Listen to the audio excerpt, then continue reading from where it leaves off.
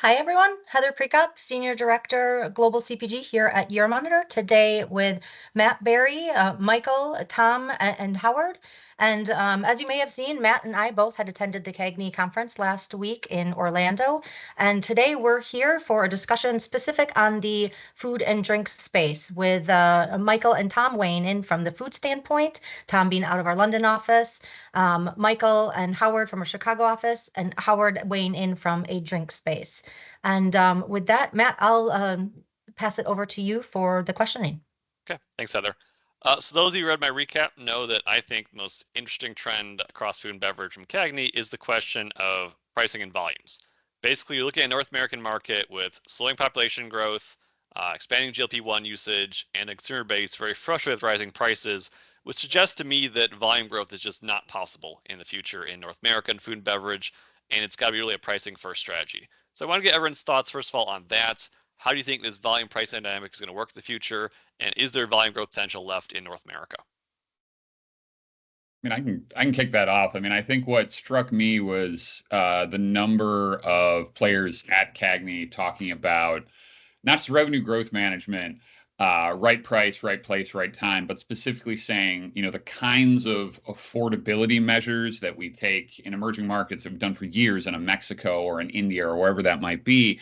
We're also going to do that in the US, in North America. We're going to defend entry points. We're going to have a range of different prices. So surely part of that is due to volume and trying to move that. But I also think there's a real question of how do lower income consumers stay in some of these categories? If we look at how much spending has come from some of the wealthiest consumers, I think all of that kind of goes together.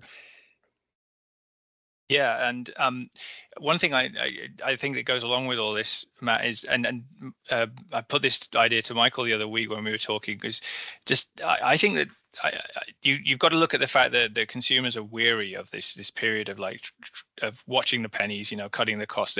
It's been going on for a long time. You did the inflation surges of 22, 23 and the spikes, and then you can see individual foods as you go along. Look at eggs in the US right now, right? Just having to deal with this is just a wearisome, difficult thing that they're going through. But I think it's even more than that. I think that there's even a psychological thing where consumers I think a lot of people still think that food prices should be what they were around in 2019.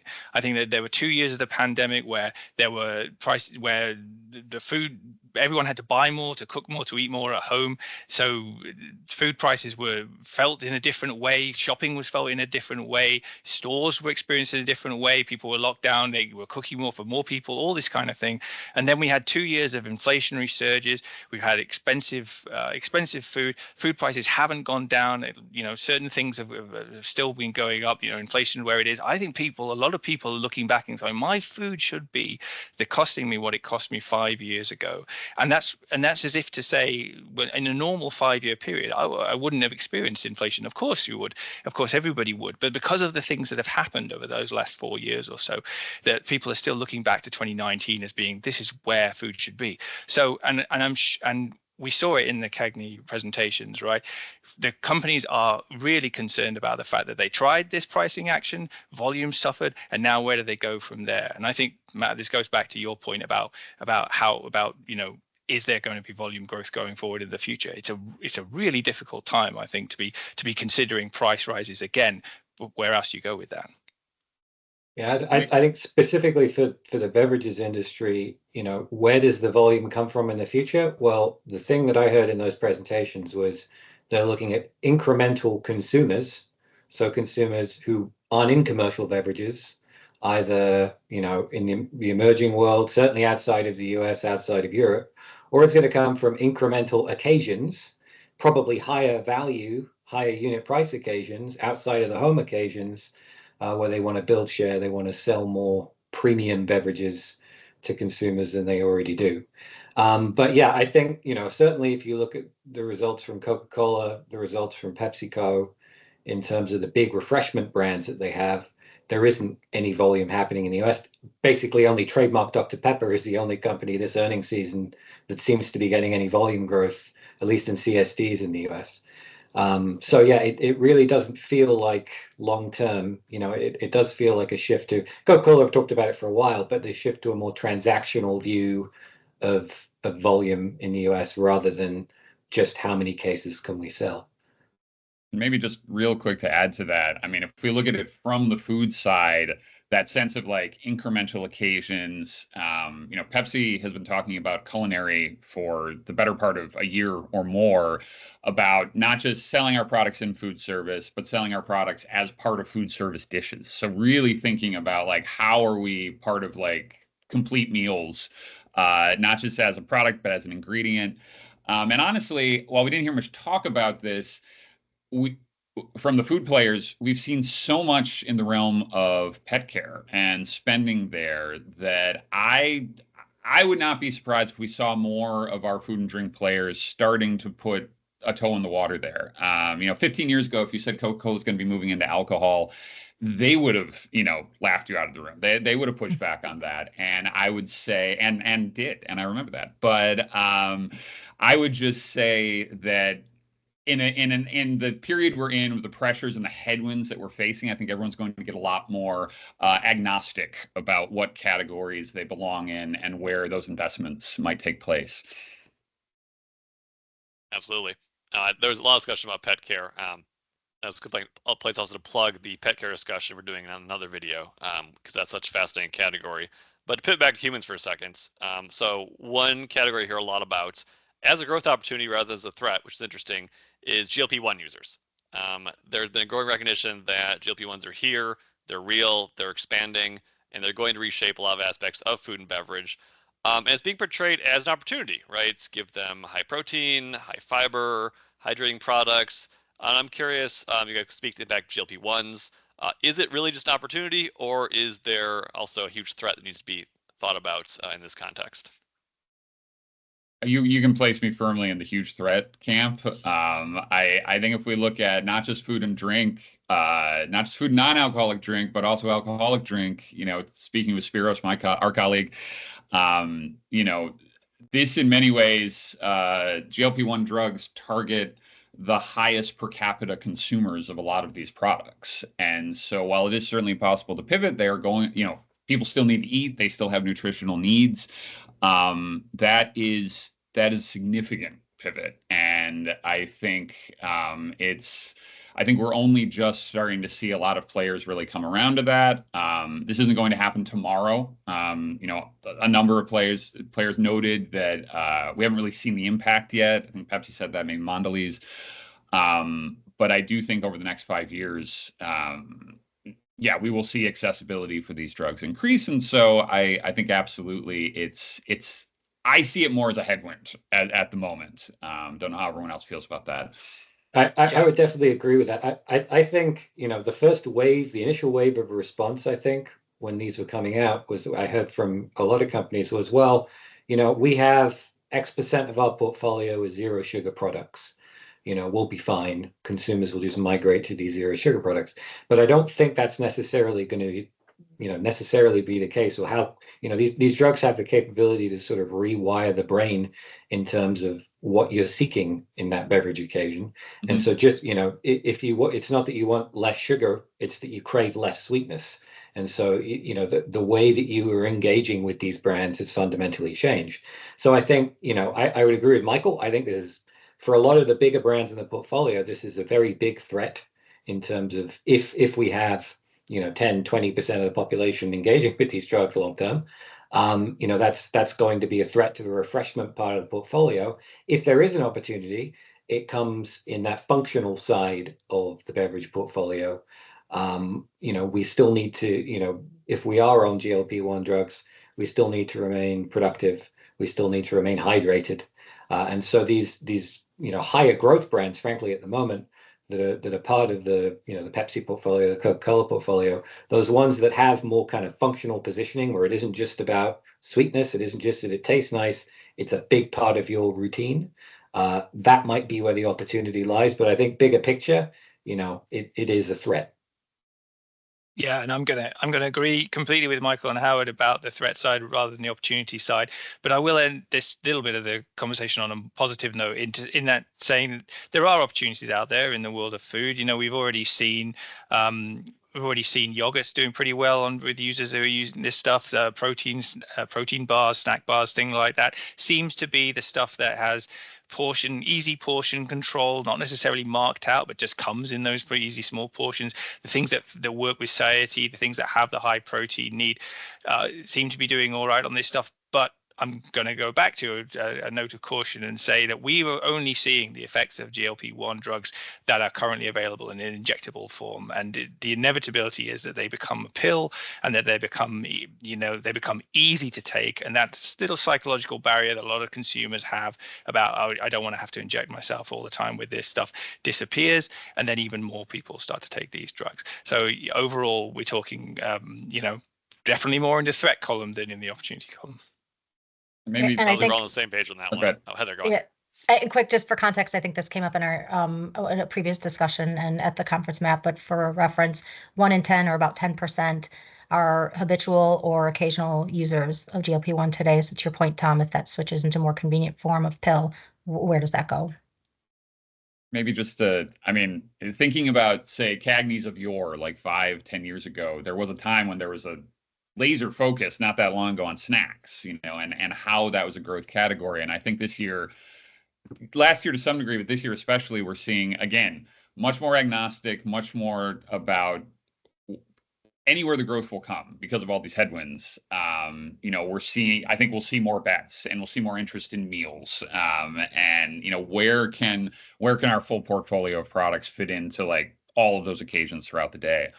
Well, it's funny you brought that up because PepsiCo, didn't use the word snacks. It was convenient eating. Yep. And that was kind of a general trend, was like ready meals and snack foods. We're not really going to call it snacks. It's just food that requires less preparation. Mhm. Really is where people are pivoting into. I think that was definitely a common theme. So I'm glad you brought that up. Yeah. So then on a point that Tom said about protein, I want to pivot back to that a little bit. Something else noticed is that almost everyone's talking about protein. It's another one where I kind of feel as if we're approaching at some point maybe some ceiling. Maybe there is more demand coming out of, as people have more GLP-1s, they have more protein demand.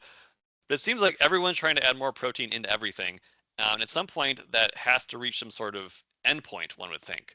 Particularly as we noticed that the term plant-based is becoming less common as like a goal in itself, and more of just another type of protein to be put then into the same diet as the animal-based proteins.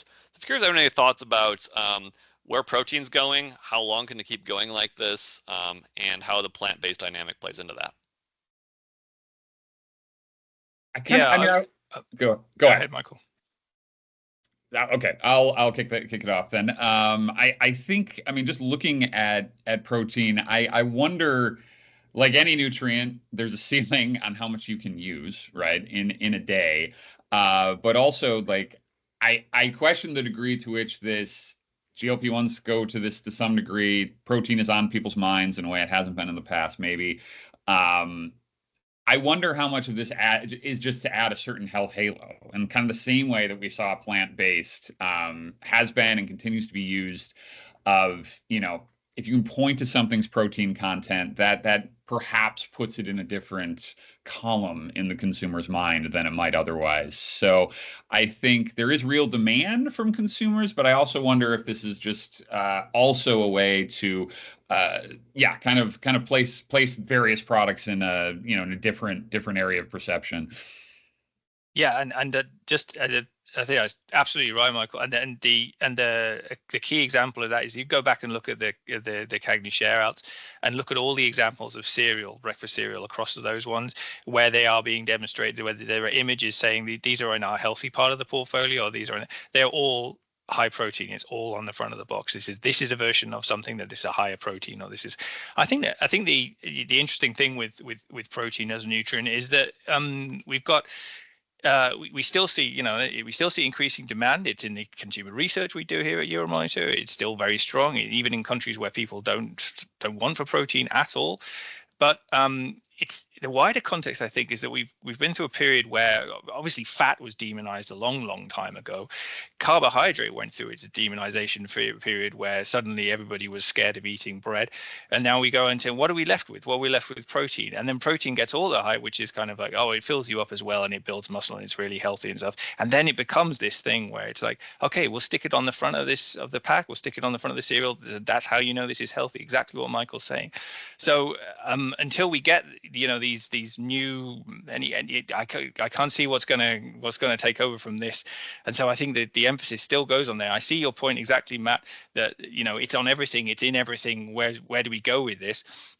But at the same time, it's the go-to thing that everybody sees as being, well, this is the healthy one. It's not the carbohydrate that hurts me, and it's not the fat that hurts me. So I think we're with protein, high protein, for a while to come yet. Okay, so then it's been a great discussion. I wanted to bring it to more of a close, though, with one final point. So one thing I think that affected everyone there, but no one ever said explicitly, was the growing discussion of the ultra-processed foods. No one ever actually said UPFs or talked about a regulatory threat or a consumer threat, but it seemed to be on everyone's mind. A lot of discussions using words like simplicity, naturalness, talking about low ingredient lists. I'm curious what you guys thoughts are about the UPF question and how the companies at CAGNY were dealing with it. I mean, I think something that's always plagued the discussion about ultra processed food is, and this is on whatever side you sit on, whether you're a manufacturer, an activist group, or whatever, people get very bogged down in this idea of processing and what that is, without really getting into, well, what do we mean when we're talking about this? What is the issue? And without getting too much into that, because it's a whole discussion on its own. I just think we're kind of at a place where I don't know if anyone really knows what to do with this idea of ultra processed food. It remains very vague. There are roads you could go down in terms of talking about palatability, in terms of talking about how much, how tasty these products are and how much people eat. But I don't think that's really where we are. And so I kind of feel where I'm sitting, it feels like it's kind of receded into the background for the time being, which is not to say it's not going to come back. Yeah, I think, Matt, it's instructive that the way you frame it and the way that the companies at CAGNY framed it, about realizing that there is a sort of a consumer shift towards wanting things to be more natural, to wanting things to be, these things that they understand, things that they move away from. It's interesting that we saw things across different companies at CAGNY where they were looking at increasing numbers of convenient, ready to create meals, stuff that would very much fit into an ultra processed category. But the trends that are being acted on there are sort of like a demand for convenience, and then time poor consumers and that sort of thing.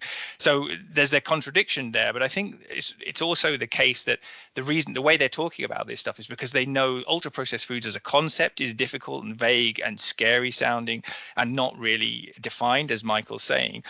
But there is there is an undercurrent of understanding that these are the foods that maybe have more of the issues that whether it be the fact that they just so happens that these foods are the ones that have high fat content and high saturated fat and high sugar and high salt, and whether those are the bad things. But now, I mean, without taking this discussion too much into the political realm, you've got people right at the very, very top who are calling this out and saying that this is a problem for the health of Americans, and this is the reason why. I mean, and you have lawsuits in America now about, the class action suits, a couple of them, about these food companies, named food companies, have harmed our plaintiff by putting this stuff in their foods and going down the tobacco route.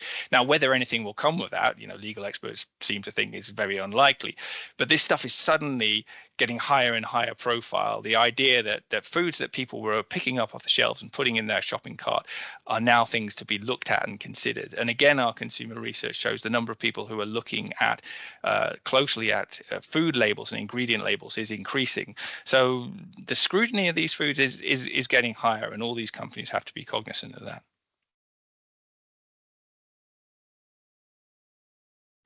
Well, that is about where we're going to wrap it up then. Thanks, everyone, for a great discussion. Back to you, Heather, briefly.